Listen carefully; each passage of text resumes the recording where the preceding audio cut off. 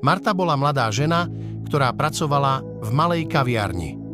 Každý deň obsluhovala zákazníkov s úsmevom, hoci niektorí boli nevrlí a nároční. Jedného dňa prišiel do kaviarne postarší muž a objednal si kávu. Bol tichý a zamračený, takže si ho ostatní zákazníci nevšímali. Marta mu však venovala osobitnú pozornosť. Spýtala sa ho, či potrebuje niečo ďalšie a s úsmevom mu naliala kávu. Muž bol prekvapený jej láskavosťou, pretože zvyčajne ho ľudia ignorovali. Po chvíli sa začal rozprávať o svojom dni a Marta ho trpezlivo počúvala.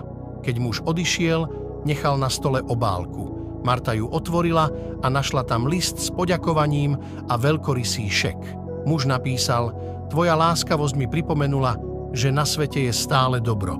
Prosím, použite tento dar na to, aby ste rozdávali radosť iným."